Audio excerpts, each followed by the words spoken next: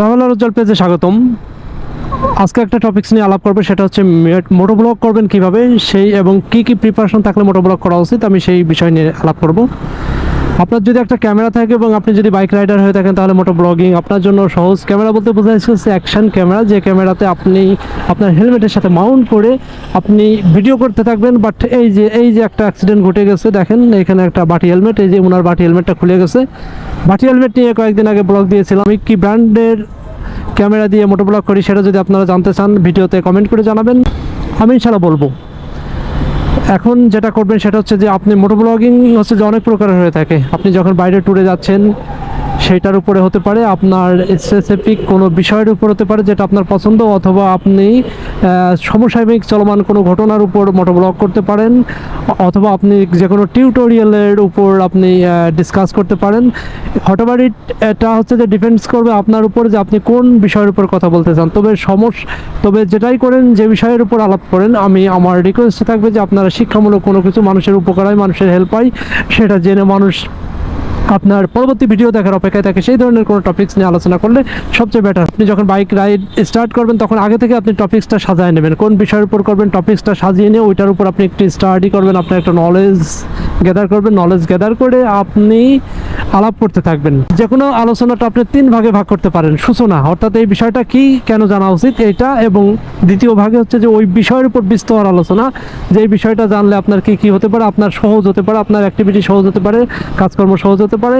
এবং লাস্টে গিয়ে ওই আলোচনার পরে আপনার ওই বিষয়টা পাওয়ার জন্য কী করতে হবে, বা ওই রকম এফিসিয়েন্সি আপনাকে বাড়াতে গেলে আপনার কী করতে হবে, এইরকম আপনি যে কোনো টপিক্সটা 3টা পার্টে ভাগ করে নিয়ে আপনি আলাপ করবেন, তাহলে দেখবেন যে আলোচনাটা খুব ফলপ্রসূ এবং সহজ হয়েছে।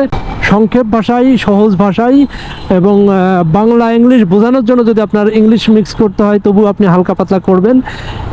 কিছু কিছু টেকনিক্যাল পার্ট আছে যেটাতে ইংলিশ মিক্সড করলে ভালো। দেখতে দেখতে অলরেডি আমি আগারগাঁ মেট্রো রেল স্টেশনটা নিচে চলে আসছি।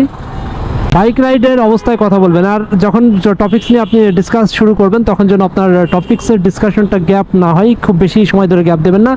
সামান্য 1 সেকেন্ড 2 সেকেন্ডের মধ্যে আপনি আবার স্টার্ট করবেন, এবং টপিক্সগুলো আপনি আগে পয়েন্ট আউট করে নিতে পারেন। পয়েন্ট আউট করে নিয়ে আপনি যখন মোটো ব্লগিংয়ে বসবেন, অর্থাৎ বাইক রাইড শুরু করবেন, তার আগে আপনি ওই পয়েন্টগুলো একটু দেখে নেবেন যে আপনার এই পয়েন্টের উপর ডিসকাশনটা জরুরি।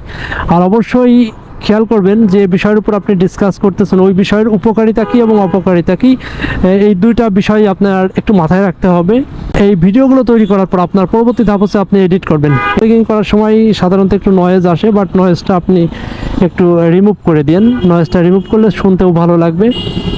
আপনি যখন ভিডিওটা আপলোড করবেন, আপনার ভিডিওতে অবশ্যই যেন ক্যাপশনটা ভালো থাকে, আকর্ষণীয় ক্যাপশন দিবেন, যে ক্যাপশনটা পড়েই মানুষ আপনার ক্লিক করতে বাধ্য হয়। এবং প্রথম 3-4-5 সেকেন্ডের মধ্যে যেন আপনার ভিডিওটা এমনভাবে আপনি শুরু করবেন, ভিডিওর মূল পার্ট যেটা, সেই পার্টটা এমনভাবে স্টার্ট করবেন যেন মানুষ আপনার ভিডিওটা দেখে আর ফিরে না আসে, ওই ভিডিওটা শেষ পর্যন্ত দেখে এবং দেখে একটা কমেন্ট করবে।